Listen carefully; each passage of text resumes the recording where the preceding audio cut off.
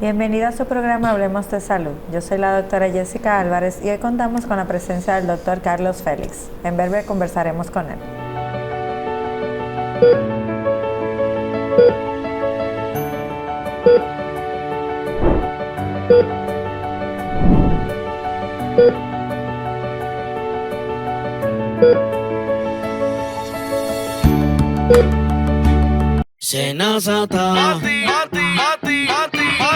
Descubre todo lo que puedes hacer con los canales alternos Senasa. Si ingresas a la app Senasa en la opción Servicios, Solicitud, puedes realizar tus preautorizaciones médicas desde cualquier lugar. Y si necesitas verificar el estatus de tu solicitud, también lo puedes hacer desde casa, ya sea en la oficina virtual www.arssenasa.gov.do o desde la app. Senasa, nuestro compromiso.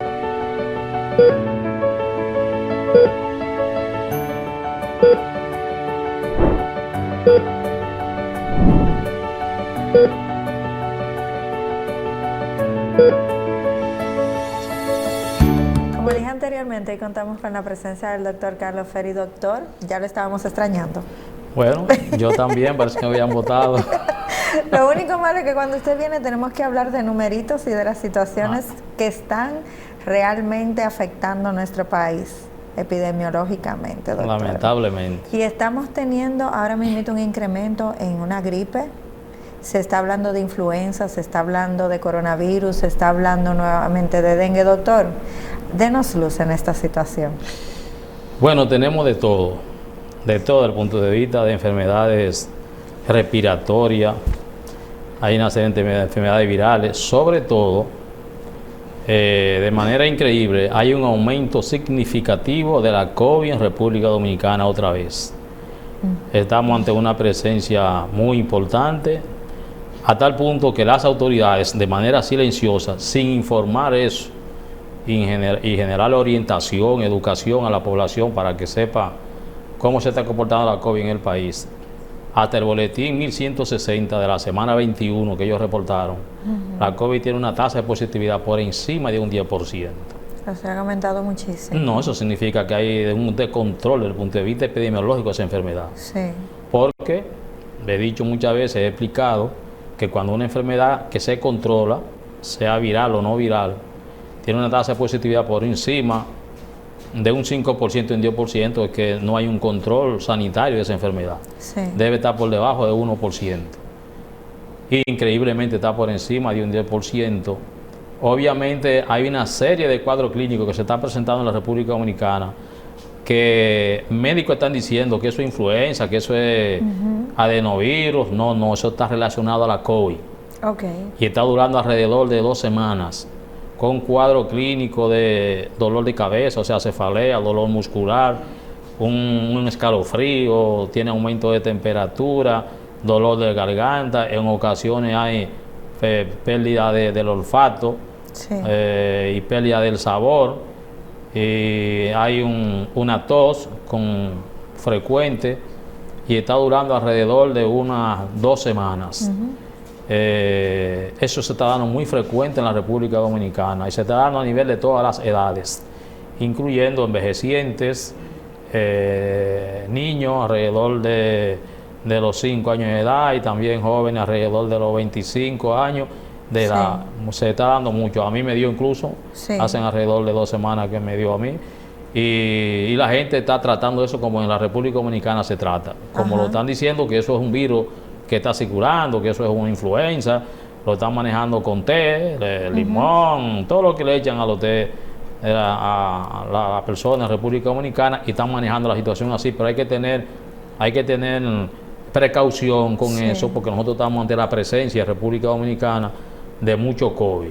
Así es igual al dengue en República Dominicana. Increíblemente, las autoridades dominicanas no han presentado el primer boletín oficial en la República Dominicana del dengue. Okay. Y eso es muy preocupante porque de la semana, el calendario epidemiológico de las 52 semanas, nosotros vamos por la 23. Entramos a la 23 a partir del día 2 de este mes y el día 1 terminamos con la semana 22. Y las autoridades, las últimas informaciones que dieron con relación al dengue, es que el dengue estaba alrededor de 6.000 casos en la semana entre la 11 y la 13. Y que habían comprobado 5.000. No han hablado más de eso en la República Dominicana.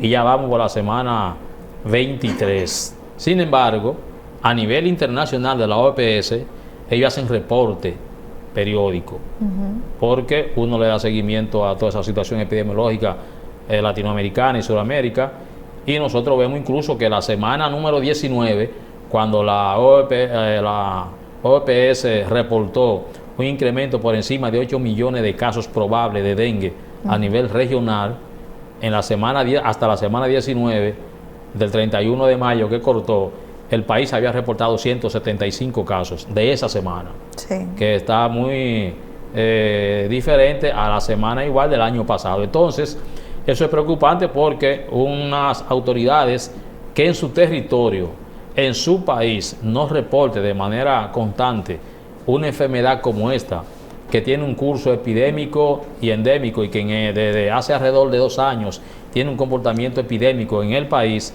no permita dar información de manera permanente a los dominicanos y la dominicana para que puedan adoptar medidas y que pueda darse un seguimiento a esta enfermedad. Estamos ante un aumento significativo también de los casos de dengue, porque hay ingresos de dengue que se están dando a nivel hospitalario y de clínica, y las autoridades están calladas con relación a esa enfermedad. Viral ni se diga. Tenemos un aumento de virus, de influenza, de no virus en la República Dominicana. El único problema es que para el sector de los pobres o los empobrecidos, eso es un problema, por eso es que recurren a ese tipo de tratamiento, porque, por ejemplo, si se van a hacer un panel viral, que sería lo correcto, para usted identificar, por ejemplo, cuál es el virus o cuáles son los virus que están circulando en República Dominicana, y así hacer un tratamiento más científico sobre esa enfermedad, pero eso vale un panel sencillo de alrededor de 4 virus que tengan la parte más importante de los virus, que tenga ahí metido la COVID, la influenza y algún otro virus más. Eso te está costando alrededor de 3.000 y pico de pesos. Si es el otro panel viral vinculado a los virus, también tiene alrededor de unos 4.000 y pico de pesos. Hay un panel también que vale 19.000 pesos, 16.000 pesos. Entonces el pobre, el trabajador que gana 10.000 pesos, 15.000 pesos, no te va a hacer nunca eso. Lo que se hace es que te recurre a tomar limón, beber chinola, cebolla, hacer lo que hacen, defenderse como la pueda. defensa del cuerpo. Y eso es muy peligroso porque eso puede crear lesiones a nivel hepático, puede crear lesiones a nivel estomacales, y entonces el efecto y la consecuencia puede ser peor que un tratamiento que recurra a un centro de salud donde pueden diagnosticarle lo que está sucediendo y indicarle al determinado tipo de medicamento. Entonces, es muy preocupante, es muy peligroso que ante la coincidencia de varios tipos de enfermedades en la República Dominicana, las autoridades no están orientando, no están informando, no están dando la data y están de manera pasiva. Y más aún cuando ya estamos en la época ciclónica, que hay de todo tipo de enfermedades y genera todo tipo de enfermedades. Que vienen justo con la acumulación de agua. El agua se contamina fácilmente en un país donde hay poco problema de agua.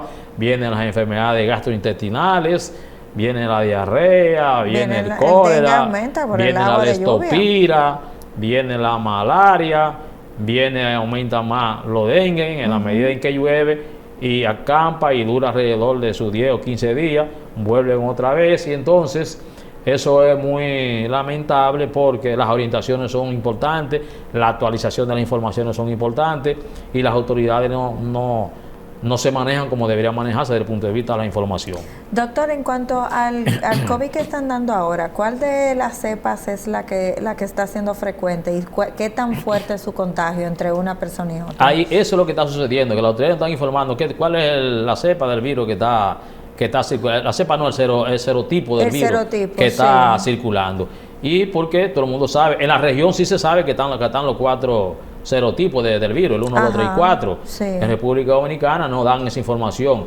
Lo cierto es que ese cuadro clínico está durando alrededor de 2 semanas. Okay. Está durando. Y es más o menos moderado, no es leve, es moderado porque tiende a generar una salida del área laboral de las personas, tiende a estar ingresado en su casa alrededor de esas 2 semanas, con un cuadro febril muy importante, con una tos muy frecuente, tos que a veces es productiva y a veces no, son unos dolores musculares, cefalea, o sea, dolor de cabeza, mucho elemento de eso, algunos mareos se presentan en ocasiones, y eso da un estadio de la casa en reposo alrededor de 2 semanas, de manera que no estamos hablando de un virus que está circulando y que tú duras 2 o 3 días y que ya. O sea, y a eso hay que poner atención porque no es una gripe normal. No, hay mucha ausencia laboral con relación a eso. Okay. Entonces, eso es preocupante. Sí. Doctor, con las recomendaciones que usted le daría a la población, y sobre todo en ver la diferencia de ya tengo 3 o 4 días, 5, porque posiblemente los efectos secundarios, como dijo anteriormente, de este descuido ante esta cepa, ante este virus del COVID-19, o sea, que ha llegado ahora de nuevo, puedan ser peores por el propio descuido y por simplificar que es una simple gripe. Claro, ninguna fiebre, o sea, aumento en temperatura que se presente en un niño adulto o envejeciente que dure más de 2 días, la persona debe quedarse en la casa. Debe estar inventando, tomando antibióticos, medicamentos en su casa. No, debe recurrir a cualquier centro de salud más cercano para que lo evalúen, para ver de qué se trata. Porque es mejor que lo vea un personal de salud que tenga niveles de conocimiento sobre la situación y no te pones a inventar en la casa tomando unos brebajes que utiliza el dominicano común en República Dominicana, y entonces usted se pasa una semana, se pasa 10 días y lo que hace es que se puede complicar el cuadro. Y usted tiene dificultades y además de complicarse el cuadro, usted generarse con la automedicación una lesión a nivel de los órganos diana en el organismo, a nivel renal, a nivel cardíaco, a nivel hepático y a nivel gastrointestinal, y entonces usted complicarse más la situación. Toda la fiebre cuando no tiene problema te puede durar un día, no pasa de 2. De ahí para allá, póngale atención y vaya una vez al médico. ¿Y cómo se puede diferenciar este coronavirus con la influenza tipo A, que también está siendo muy frecuente? Bueno, porque el cuadro es más o menos parecido, pero usted sabe que una de las diferencias clave con relación a esto es la localización de los signos y los síntomas. Por ejemplo, cuando tú tienes una persona que empieza con una fiebre repentina, que puede ser alrededor de los 38.5, 39 grados, que una persona se manifiesta a usted que le duele la cabeza o que le duele los ojos, y que se prolonga hacia la parte de la oreja y que tiene malestar general y que tiene dolores musculares y que no tiene secreción normalmente, no presenta secreción, usted tiene que pensar de una vez, porque estamos en un periodo del dengue, que eso puede ser un probable dengue. Entonces usted tiene que recurrir a un centro de salud para que se le haga inmediatamente un hemograma, se le dé seguimiento, porque esta enfermedad tiene una evolución rápida y sus complicaciones es un periodo corto. Es una enfermedad que la mayoría de ellas circulan sin ningún cuadro clínico. Solo 1% circula con cuadro clínico, y ese que circula con cuadro clínico es el que se puede complicar. Y ahí es donde usted tiene que poner atención, principalmente entre los 3 días y 6 días. Es la parte clave para usted tratar de que el paciente no se le pueda complicar, y si se entra en una etapa de complicación usted pueda manejarlo y ahí salvarle la vida al paciente. Entonces, en esa condición usted puede pensar eso. Ahora bien, si usted se siente que empieza un aumento de su temperatura, un lagrimeo a nivel de los ojos, secreción a nivel nasal, algún tipo de tos, ya ese usted puede pensar, en vez de un dengue, en una enfermedad viral tipo de influenza o tipo un adenovirus, retrovirus de eso, que entonces usted también, si tiene más de 2 días, recurra a un médico, porque usted no sabe con qué cosa se le puede complicar. Si usted ve que le empieza también un cuadro clínico, donde con un dolor de garganta, que a usted se le presenta con un aumento de la temperatura, un malestar general, un dolor al tragar de la garganta, también tiene, y que eso le crea a usted malestar y que no puede comer, tiene que ir también no puede dejar de pasar más de 2 días sin ir a un médico, porque usted puede estar cursando con una faringoamigdalitis, con una amigdalitis, que eso no es una bacteria, normalmente sí. Ya digo, no es un virus, normalmente eso es una bacteria, y entonces usted recurre al médico, al centro de salud, para que lo evalúen, para que lo traten, porque hay el cuadro clínico tiene ciertas similitudes, pero hay signos y síntomas que son característicos de alguna patología, que ya el médico con su formación que tiene y su experiencia que tiene, pues le diagnostica la enfermedad y le resuelve el problema. Sí. Doctor, ¿deberíamos regresar a utilizar la utilización quizás de las mascarillas o podemos también utilizar otros métodos para cuidarnos? Bueno, en la parte de acumulación de personas en los encuentros masivos, deben utilizarse la mascarilla por la siguiente razón. Número 1, porque hay un aumento significativo de la COVID en República Dominicana con una tasa de positividad muy alta. Sí. Número 2, porque estamos en el periodo de la presencia de varias enfermedades de tipo virales que se transmiten a través de la vía aérea y a través de los contactos. Y esos son entonces elementos indicativos de que usted contribuye a eliminar el mecanismo de transmisión, y uno de ellos es las colocaciones de mascarillas en lugares masivos, en encuentros familiares, que usted debe de colocársela porque es un elemento de prevención. Sí. No, si usted va a velorio, si usted va a cualquier tipo de funeraria, a cualquier supermercado, que hay un cúmulo de gente, a mercado de eso que está usted topándose cada uno, que hay incluso un grupo de gente tosiendo, un grupo en el área, usted debe ponerse mascarilla. Obviamente, sí. Eso está vinculado a un problema cultural, de educación, de formación, de actitud preventiva, que usted sabe que en República Dominicana, aunque usted le esté tosiendo ahí a un grupo de gente, la gente no le hace caso a eso. Claro que no. Ahora, lo correcto, y desde el punto de vista de las orientaciones sanitarias, la orientación epidemiológica, la prevención de la transmisión, es usted colocarle una barrera, y esa barrera es una mascarilla que normalmente debería ser alrededor de la famosa N95, que son las que más tienen elementos de protección, o de esas que usted ve que se usan, las azules, que tienen un lado azul exactamente y un lado blanco, también puede utilizar de esa, y contribuye a prevenir la transmisión de varias enfermedades virales que están circulando en República Dominicana. Sí. Si va a centro de salud, debe colocarse su mascarilla, porque es un área donde hay un microclima, donde hay una serie de microorganismos de todos los tipos, enfermedades de todos los tipos, y usted que tiene un mecanismo de defensa débil, entra a un centro de salud, entonces puede también contagiarse, también debe de protegerse. Sí. Doctor, usted en las otras ocasiones que ha venido siempre ha mencionado que las enfermedades tienen como un pico y luego bajan. Quizás no es que estas tres han coincidido en un pico donde están subiendo y luego van a bajar. En el caso del dengue es diferente. Okay. Porque después de la pandemia a nivel mundial, el comportamiento de todas las enfermedades se ha modificado, y eso ha provocado que se vayan generando una adecuación en la medida en que esta enfermedad todavía no haya sido declarado como eliminación de pandemia a nivel mundial por la OMS. Incluso el mecanismo de expertos a nivel de sugerencia y de estudio de eso determinó darle un año más para ver la evolución de enfermedad, para ver cómo se elimina la declaración epidemiológica de pandemia. Entonces, ¿qué sucede con relación a eso? Ustedes vieron que cuando se desarrolló la pandemia, animales que nunca habían aparecido en las ciudades, y la gente entró hacia sus lugares, las calles, los parques fueron otra vez ocupados por esa serie de especies de animales que habían desaparecido.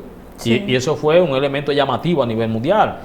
Una vez que la pandemia, desde el punto de vista de la cantidad, ha ido disminuyendo a nivel mundial, pues entonces los microorganismos han generado una readecuación de su genética, de su forma de transmitirse, para generar comportamiento epidemiológico de época en época. En el caso del dengue, en la República Dominicana, Latinoamérica y el Caribe tiene una condición de epidemia y endemia de esta enfermedad. La condición de epidemia se produce entre 3 y 5 años a nivel suramericano y latinoamericano. En la República Dominicana nos comportamos desde el punto de vista de endemia y de epidemia. Y aquí tiene un comportamiento epidémico entre 2 y 4 años. Ahora bien, después de la pandemia para acá, todo eso se ha ido modificando. Y a partir del 22 en adelante, que ha habido tratando de adecuarse al comportamiento de esta enfermedad, a tal punto que cada día más hay un aumento de casos con relación al año anterior. Y desde el 22 se ha comportado así. Oficialmente, en el 22 hubo alrededor de unos 11,000 y pico de casos. Pero el año pasado, el 23, oficial, que no son datos reales oficiales, pero el año pasado, en la República Dominicana, se reportaron de parte del gobierno más de 27,000 casos. Es muchísimo. Lo que significa, no, y con fines del 2022 se duplicó por encima del 21. Exacto. El 23 también duplicó, casi triplicó con relación al 22. Con relación al 22. Y ahora nosotros vamos igualito en términos de comportamiento epidemiológico. Sí. Van por encima, van más por el doble del caso que teníamos en el 2023. ¿Qué significa eso? Que se ha modificado la clasificación de la enfermedad del dengue en la República Dominicana. Ya nosotros no podemos decir que el dengue tiene un comportamiento endémico en República Dominicana, porque endémico es cuando se presenta 100 casos, 200 casos, 300 casos, pero cuando tú estás hablando de 27,000 casos, de 10,000 casos, de 11,000 casos, ya tú estás viendo que su comportamiento todavía no se ha regularizado desde el punto de vista epidemiológico. Por tanto, nosotros tenemos que ver cuál esperar. Y yo decía que eso debe ser alrededor de unos 5 años, cuando ya el microorganismo y ya la especie humana, con todos los microclimas, los microsistemas que hay a nivel mundial, se readecúan a antes del 19, cuando se declare el problema de la pandemia, para que entonces uno determinar desde el punto de vista científico, pues las enfermedades se adecúan al momento anterior, o su patrón genético, su patrón epidemiológico y social, entonces se ha ido modificando, y tenemos que ver entonces cuándo es endemia y cuándo es epidemia. Todavía el comportamiento del dengue en República Dominicana hasta el día de hoy tiene su comportamiento epidémico en los últimos 3 años, y eso es un comportamiento que se corresponde con la declaración de la pandemia. Doctor, y en cuanto al dengue en particular, porque ya por ejemplo en la influenza y en el COVID tenemos las vacunas. No se ha pensado, creo que sí lo mencionó. No, el dengue lo que hay es proyectos de investigación a lo estilo de la COVID cuando empezó a desarrollarse, que lo que habían era vacunas en proceso de experimentación. Que te debieron incluso 2 de esas vacunas en ese proceso de experimentación que generaron, y muchas de ellas tuvieron que sacarla del mercado. Sí, claro. Entonces, con relación al dengue está pasando lo mismo. Todavía no hay vacuna definitiva. Hay países tipo Japón, tipo Brasil, Cuba, que están trabajando en el desarrollo de vacunas. Unos están más desarrollados que otros con relación a la etapa de investigación científica de esas vacunas. Porque ustedes saben que como tiene 4 serotipos, no es lo mismo de un virus que nada más tenga un solo serotipo. Comportamiento. Exactamente, entonces eso tiene un comportamiento científico, técnico, que tiene sus complicaciones. Y entonces todo lo que hay hasta el día de ahora, no importa lo que digan, son ensayos. Son ensayos, no hay ningún proyecto de vacuna. Incluso los que hay están en función de algunas edades, a partir de 19 años hasta los 60 años, 65, pero no hay vacuna. En la etapa, por ejemplo, de niño infantil, que es la más afectada, la más importante desde el punto de vista de atender ese estadio, porque es a quien hay que proteger con más seguridad. Esa parte no se ha ido todavía ni siquiera investigada en periodo de prueba. ¿Y no será por el asunto de los permisos bioéticos, que sea la mayoría de edad, que tú puedas firmar el consentimiento? No, claro, lo que pasa es que en ninguna... Y mira, hay una de esas vacunas que la información que hay es que una de las pruebas fue en la República Dominicana, y eso se pasó oculto, el país no... Eso se supo porque después que lo tiraron ellos. Sí, aquí el país lo utilizaron como conejilla de India en esa parte de la información de ese tipo de vacuna. ¿Qué es lo que está pasando? Cada país, cuando se lanza un proyecto de vacuna, que ya pasa en etapa y que lo ponen a circular en periodo de prueba para ver los efectos secundarios de todo ese proyecto de vacuna, se supone que lo que corresponde es que el país debe de investigar para demostrar si lo que dice la investigación de ese proyecto de vacuna se corresponde con lo que se está planteando para lograr la inmunidad del microorganismo que está circulando. Y cada país, antes de usarla, tiene que probarla en su laboratorio que tenga, para poder admitir la compra de un tipo de vacuna sobre eso. En nuestro país, lamentablemente, por la naturaleza de un país como este, no prueba la vacuna para autorizarla, como hizo con la COVID. Y ahí hay mucho manejo político, mucho manejo hasta regional, desde el punto de vista político, muchos intereses envueltos en eso. Sí. Porque con la COVID, por ejemplo, la primera vacuna que se registró en el mundo fue la Sputnik, que fue la rusa, con una tasa de eficacia pues casi el 95%. Pero esa vacuna no la autorizó la Organización Mundial de la Salud. No. Sin embargo, la Pfizer cuando salió mucho más lejos, con menos eficacia que esa vacuna, y la autorizó. Igualito que la Moderna. Pero la cubana también fue la primera vacuna que se hizo en toda esta región, fue la cubana, y todavía hasta el día de hoy no la han autorizado, porque están envueltos muchos intereses. Por eso los países, y aquí menos, aquí sencillamente puso la AstraZeneca, vino, que usted sabe el lío que le hizo a República Dominicana, se comprometió con 10 millones de dosis, no hizo nada, una barbaridad, que tuvieron que aparecer los chinos, que también fue un lío para aprobar la de los chinos. Entonces hay muchos intereses económicos, políticos, regionales. Entonces lo que se corresponde y lo correcto desde el punto de vista científico, para usted proteja a su población, que antes de usted autorizar comprar vacuna, tiene que probarle en un laboratorio interno con capacidad de demostrar que lo biológico que están planteando a esa vacuna para su aprobación se corresponde con la eficacia, con la eficiencia, con la seguridad y con la inmunogenicidad. Para demostrar que, porque hay un criterio técnico de calidad de cuantificación que se autoriza, y es que tiene que tener una tasa de eficacia y eficiencia a partir de 51% en adelante, que la OMS la puede autorizar.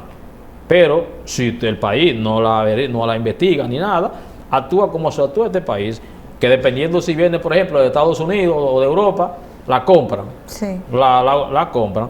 A menos que no pase como pasó ahora en la COVID, que como era una pandemia, una enfermedad nueva, los países que produjeron vacunas, Europa y Estados Unidos, secuestraron todas sus vacunas primero para su gente, vendieron muchas proyectos de vacunas para muchas partes del mundo, a uno lo quedó mal, a otro no llegaron, y eso creó entonces suerte que otros países produjeron vacunas, tipo China, tipo Rusia, tipo Cuba, que entregó vacunas a muchos países, y eso fue entonces moldeando el problema de suplir el mercado. Sí. Entonces, ahí que está envuelto el problema de las vacunas. No hay todavía vacuna con relación definitiva al problema del dengue.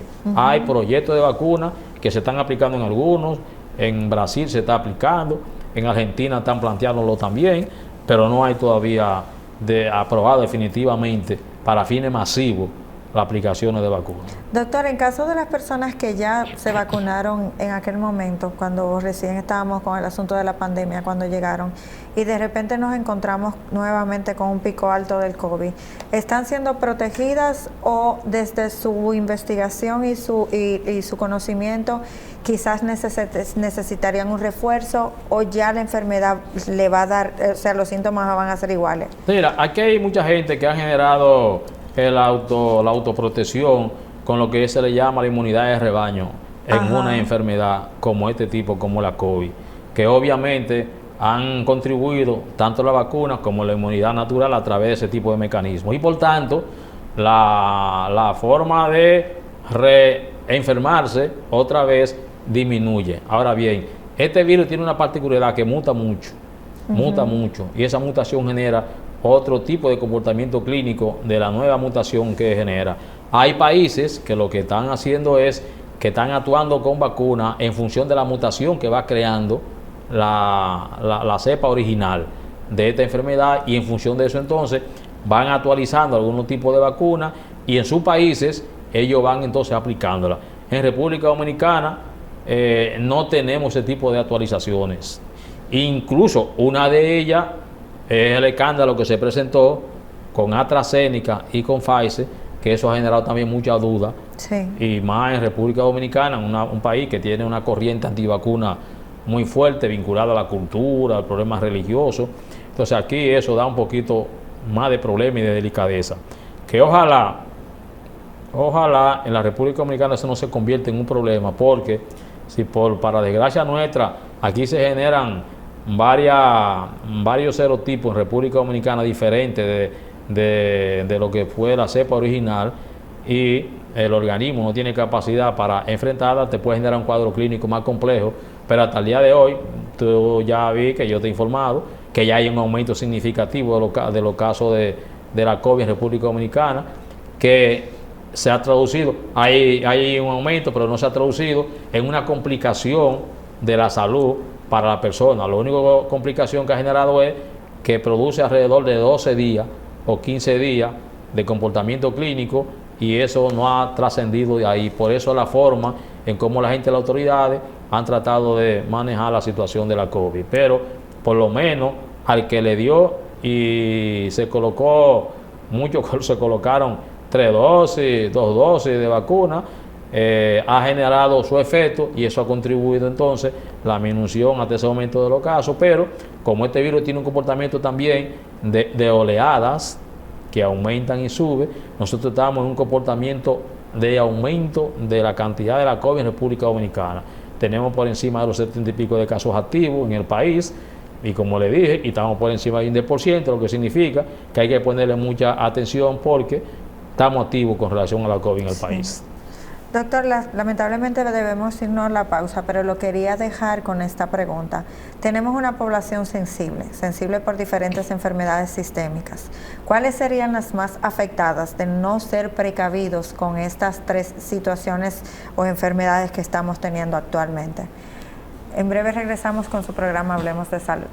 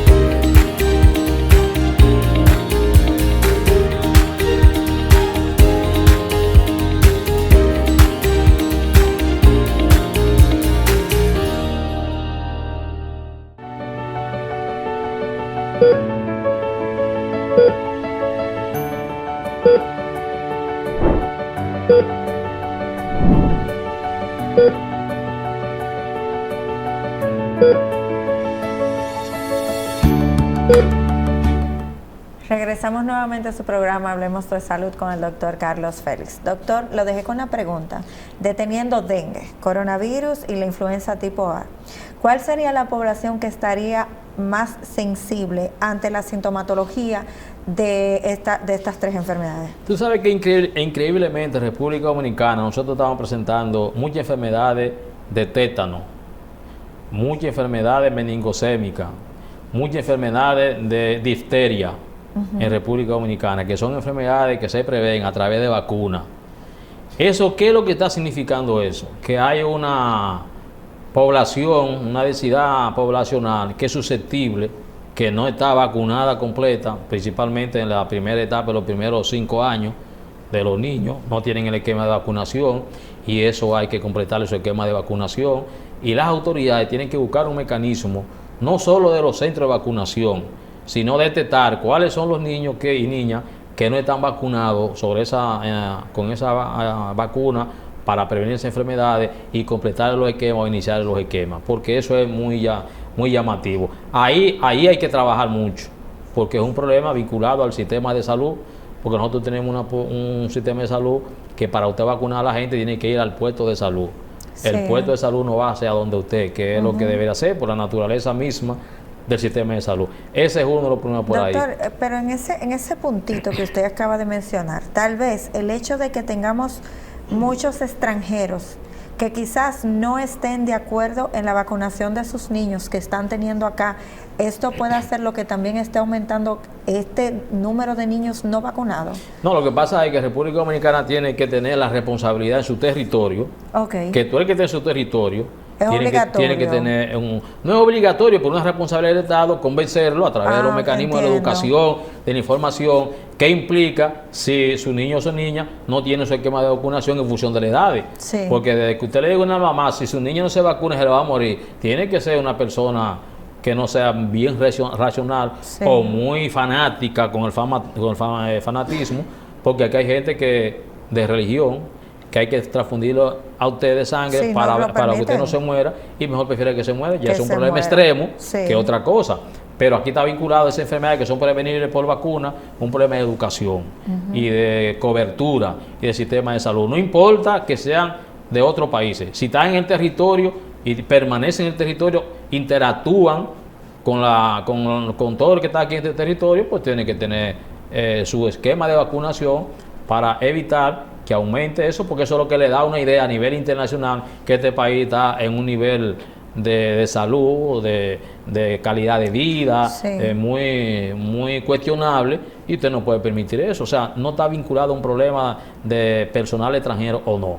O sea, está vinculado a una situación de sistema de salud, responsabilidad de las autoridades, responsabilidad del que vive aquí, que tiene que estar protegido para evitar problemas económicos y sociales. Sí, doctor, en cuanto a las autoridades, hospitales y los centros de salud, ¿qué está encontrando, usted entiende que está encontrando la población con respecto a su tratamiento, ya sea para el dengue, para el coronavirus o para la influenza?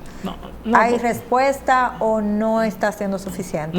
Sí, porque para eso, porque como el dengue es una enfermedad tan vieja, ya todo el mundo sabe cómo se maneja el dengue, y ahí no hay mayores dificultades. Para la influenza también, eso no tiene mayores dificultades. Ahí no hay problema, porque eso es tan cosa así que se puede manejar en la casa. En el caso del dengue no, desde el punto de vista de la complicación.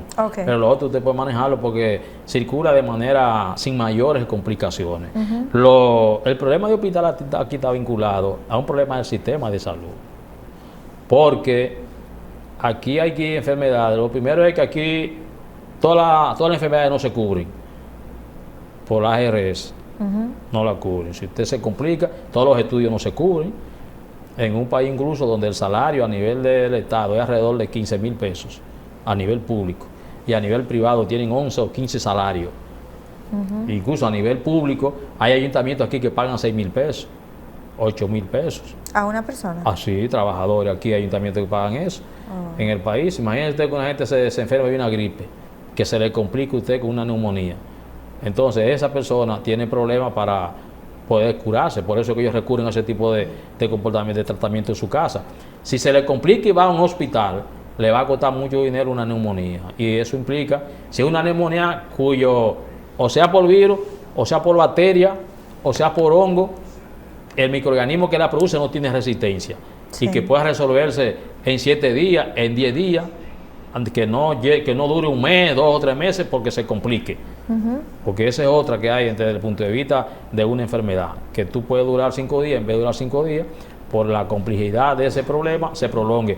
Porque en el centro de salud, por ejemplo, si a usted se le complica, tiene que hacerse una tomografía, tiene que hacerse algún tipo de estudio, el hospital no lo tiene, pero el seguro no lo cubre, usted tiene que buscar el dinero. Entonces, eso son muchas limitantes. Enfermedades sencillas, que si usted está hablando de enfermedades complejas, vinculadas a enfermedades quirúrgicas, no quirúrgicas, ese tipo de enfermedades crónicas, que implica ya más tecnología más sofisticada, que implica mayor elemento de economía, y una enfermedad que pueda darle usted incluso que para usted ir a un centro de salud, en la emergencia le piden un depósito, dependiendo de la enfermedad.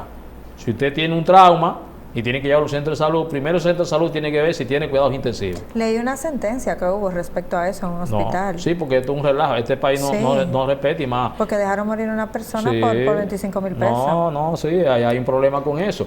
Pero eso es un irrespeto, porque eso está prohibido incluso. Exacto. Pero no respetan eso, principalmente en los centros privados. No respetan. Hay enfermedades que le quitan a gente 500,000 pesos, 200,000 pesos por aceptarlo, si no, sencillamente no lo aceptan.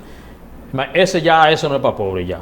Porque usted tiene enfermedad así, ya es para un sector ya de clase media alta, con algún tipo de recursos, porque de clase media para abajo, o de pequeños, micro y medianos empresarios para abajo, si usted le da lamentablemente una enfermedad, un ACV, que tenga que ingresar a una unidad de cuidados intensivos, si usted se le complica un procedimiento quirúrgico, si usted tiene una enfermedad maligna que ya implica ya un tratamiento más largo, ya eso es un problema. Usted ve los espectáculos tristes que hay en muchos medios de comunicación, que hasta para usted conseguir una silla de ruedas a un pobre, tienen que llevarlo a un medio de comunicación. En verdad, sí. Alguna operación lo exponen públicamente para conseguirle un procedimiento a una persona quirúrgica. Eso es penoso en términos del país para la gente pobre, y eso va a depender de la patología que usted tenga. Entonces, aquí los hospitales, los centros públicos, lamentablemente, no tienen todos los niveles de preparación, ni en la parte tecnológica, ni en la parte humana, desde el punto de vista desde el médico hasta el trabajador de apoyo de un hospital, suficiente como para cubrir los servicios de salud que necesite cualquier tipo de persona que vaya a un centro de salud, cualquier tipo de enfermedad. Porque se supone que usted paga un impuesto, que usted paga un seguro, el seguro lo paga doble, porque además de un plan básico supuesto que tiene que pagar un plan complementario, pero ese plan complementario no le cubre toda la patología de la enfermedad, ni los estudios, ni todo eso. Entonces usted tiene que buscar más dinero, y esos son elementos de complicaciones, con cuadros tétricos que hay a nivel hospitalario, que eso da pena. Entonces, aquí no hay personal de salud suficiente en República Dominicana para abarcar el territorio de la República Dominicana. Aquí hay muy pocos médicos, aquí hay muy pocas enfermeras, muy pocos bioanalistas, muy pocos psicólogos, muy pocos microbiólogos, muy pocos especialistas en diferentes áreas para cubrir. En el área de apoyo secretarial, de limpieza también muy poco, muy escaso. Y los médicos ni se diga, porque por eso es que hay médicos que trabajan en 2 y 3 hospitales. Sí. Porque el salario también es un salario muy deprimente para un médico, 60,000 y pico de pesos es lo que gana un médico con especialidad. Si tiene tanto tiempo en un centro de salud, te puede llegar a 80,000 pesos por ahí. Si tiene 20, 25 años, te puede llegar a 90,000 y pico de pesos por la especialidad, y por ahí la mayoría gana 60,000 y pico de pesos. Si son los residentes, te ganan alrededor de entre 40 y 50,000 y pico de pesos. O sea, eso no es salario, además de que no hay médicos suficientes en República. ¿Pero usted cree que no hay médicos suficientes porque no son asignados o porque la población no está dirigiendo sus estudios a la medicina? No hay médicos suficientes en República Dominicana. Aquí debería haber alrededor de 70,000 médicos en República Dominicana, para más o menos usted puede cubrir el área. Nada más, por ejemplo, en lo que dice la ley de la Seguridad Social, la 8701 y la 4201 de Seguridad Social y de Salud, República Dominicana, cuyo ingreso al sistema ellos entienden que literalmente es por lo que se le llama estrategia de atención primaria en salud.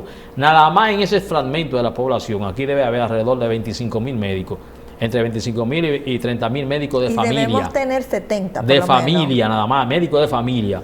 Los demás médicos en las diferentes áreas debe de completar los 70,000 para usted cubrir el territorio de la República Dominicana. Porque los pocos que hay en República Dominicana, el sector público, por ejemplo, debe estar cubriendo alrededor de 20,000 médicos. ¿En serio? Sí, alrededor menos, eso es lo que debe haber, alrededor de 20,000 médicos. Pero siempre se ha hablado de que todo el mundo quiere estudiar ingeniería o medicina, y como que al contrario, he escuchado hasta colegas en la televisión diciendo que deberían no estudiar este tipo de carreras. Tú sabes que está sucediendo aquí dos cosas. Número uno, aquí hay mucha gente que vienen a prepararse de afuera. Cierto. Estudian medicina y se aquí y se van. Eso es cierto. Y eso es un problema, porque un recurso humano que usted lo forma aquí y se van hacia otro país. Eso es cierto. Pero porque allá en ese país le dan mejores condiciones laborales, pero además muchos ni siquiera son de aquí, son de otros países que vienen aquí a estudiar para acá, y se van. Y los que están aquí se quieren también ir, y a veces no se van por la dificultad del idioma. Pero después, si el idioma tiene posibilidad, se van. Esa es una debilidad. Aquí no hay médico suficiente, enfermera ni se diga. Aquí están solicitándole, usted sabe que en Europa y en Estados Unidos hay un déficit de enfermeras y de médicos. Porque allá, a pesar de que no es que tampoco, por ejemplo, tipo España, no es que en España hay muchos médicos dominicanos, pero no es que un salario del otro mundo, porque España es uno de los países que menos paga de Europa, pero con relación a Dominicana paga más. Sí. Entonces hay mucho, y el idioma es parecido a nosotros, compatible. O sea, pero Estados Unidos no. Si usted no maneja el idioma inglés, con toda la convalidación y los requisitos que pide, usted puede ser el mejor médico y allá lo que hace es que en un cuartito se pone a tomar presión y hacer cosas, pero que no lo vean, y eso es penoso. Entonces, en República Dominicana hay un problema de no aplicación de la ley 8701, porque lo que aprobaron esa ley en el 2001 no creían en ella. Esa ley no cree en ella, porque esa ley está explicada en una etapa general como un sistema vinculado a un negocio de salud. Pero ese negocio de salud, por una exigencia internacional y porque veían que la mentalidad de cura de la salud no es que resuelve un problema de un país, sino la visión de prevención, y esa prevención está sustentada principalmente en la estrategia de atención primaria en salud, que resuelve el 70 y 75% de los problemas de salud de todo tipo, pero para eso usted no va a generar negocio a través de ese sistema. El negocio usted lo va a generar a nivel de la cirugía, el área quirúrgica, la práctica, las intervenciones. Eso es lo que genera el negocio. Por tanto, los gobiernos que han pasado por aquí, aunque en la ley está eso, no creen en eso. Y por eso en el país no pasan de alrededor de 3.000 médicos de familia nombrados, y se necesitan alrededor de 25.000, pero aún los nombres en esos médicos de familia lo ponen a trabajar en los hospitales, que no están formados para trabajar en hospitales, sino en las comunidades, porque es un médico de prevención, es un médico que atiende la patología que no es a nivel hospitalario. Y aquí se ha hecho lo contrario, porque no hay comprensión de eso, de ese problema de esa área, y por tanto los gobiernos, desde el punto de vista oficial, no le dan interés, importancia que amerita el área de prevención, la estrategia de atención primaria en salud. Y por eso, 23 años después, eso no tiene ningún tipo de trascendencia en República Dominicana, y eso no funciona. Entonces, esa es la primera debilidad. Lo otro es que hay una hiperconcentración del personal de salud en alrededor de 5 provincias de República Dominicana. El Gran Santo Domingo, el distrito y de Santo Domingo, Santiago, San Francisco, La Vega, San Cristóbal y en alguna medida La Romana, en términos de la concentración del personal médico. De San Cristóbal para el sur hay múltiples especialidades que usted ni cuente con ellas. Ni cuente con ellas. En el este por igual. De Santiago para allá por igual. Están hiperconcentrados, y entonces eso es parte de todos los problemas de salud, de patología que tenemos en República Dominicana, que no la estudiamos, que no la cuantificamos y mucho menos se tratan, porque no tiene cobertura, no tiene alcance, no llega hasta ellos, y esa es la gran debilidad que tiene el sistema de salud de República Dominicana, que ninguno de estos gobiernos en 23 años le pone en mano. ¿Dónde están ellos concentrando todos los recursos? A nivel privado, apoyo.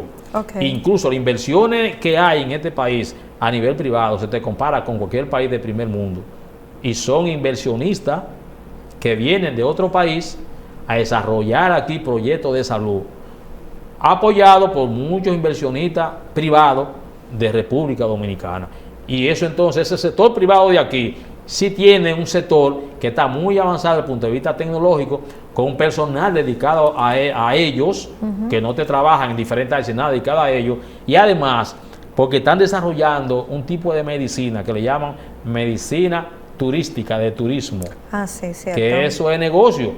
Y como ven la medicina como un negocio y no como un derecho humano, el que se está desarrollando en el país es el sector privado, y el sector público tiene muchas debilidades desde el punto de vista de todos los recursos humanos, porque usted ve que los médicos de un hospital, una buena parte de ellos tienen que trabajar en otro, en una tanda, te trabajan, no se te está cumpliendo el horario completo de una tanda porque tienen que irse a otro lugar. Así mismo te hacen las enfermeras, te hacen el personal de laboratorio, los psicólogos, todo tipo de profesional, porque tienen que compartir espacio, compartir horario para poder tener acceso a determinados tipos de recursos que le permita tener una casita, un carrito, dar servicio en otra parte, porque es un sector de la medicina, que si no tiene esas posibilidades, no tiene tampoco esa gran chance de poder ejercer, involucrarse en el área de la salud. Y son pocos esos médicos también que están en el sector privado, porque a muchos combina el público con el privado, dependiendo de la posibilidad económica. Porque para usted aquí conseguir un consultorio, tiene que hablar de 5 millones, de 7 millones de pesos, más todos los equipamientos, más todo lo que implica eso. Y eso entonces prácticamente la medicina aquí se ha convertido en un negocio, no en un derecho humano. Entiendo. Doctor, lastimosamente se nos ha acabado el tiempo, pero quiero, sí, se fue más rápido de lo que pensábamos, pero hay algo que de verdad necesito, y es que usted le deje un consejo ahora mismo a la población respecto a cómo enfrentar estas 3 enfermedades que están subiendo tanto, y porque realmente hay una parte que somos nosotros que tenemos que poner ese granito. Bien, estamos en una época ciclónica, está lloviendo mucho, esto implica una acumulación de agua que no es potable, que hay que potabilizar el agua. Estamos en esta época coincidido también con un aumento de los casos del dengue y con un aumento de los casos de la COVID. Todas las personas que tienen un cuadro clínico con fiebre, que le aumente más de 2 días, que se acompañe dolor de cabeza, dolor muscular, malestar general, que se le quite el apetito, que le duele la garganta, debe recurrir a un centro de salud, no debe automedicarse en la casa. La persona a nivel de la casa tiene que lavarse bien las manos en cualquier centro de salud o en su casa cuando lleguen allá, cada vez con más frecuencia, tanto antes de comer como después de cualquier tipo de poner la mano. El agua tiene que tratar de taparla, lo que pueden taparla, lo que tienen tanque, lo que tiene cisterna, tienen también que clorarla para eliminar los microorganismos que son patógenos. Esas son orientaciones y son consejos que se le dan a los fines de tratar de disminuir un poco el efecto de todas estas enfermedades que están circulando y que están coincidiendo en la República Dominicana. Doctor, si alguien de la población desea contactarlo, ¿dónde lo podían conseguir? Bueno, yo trabajo en el Robert Reed, yo soy el responsable de control de infección del hospital del programa de control de infección de Robert Reed. Ahí me pueden ubicar en el 3er piso. Doctor, de verdad que es un placer siempre tenerlo en nuestro programa, siempre arrojando luz a través de situaciones difíciles. Gracias a ustedes. Esto ha sido todo por hoy en su programa Hablemos de Salud, y hasta un próximo encuentro se despide Jessica Álvarez.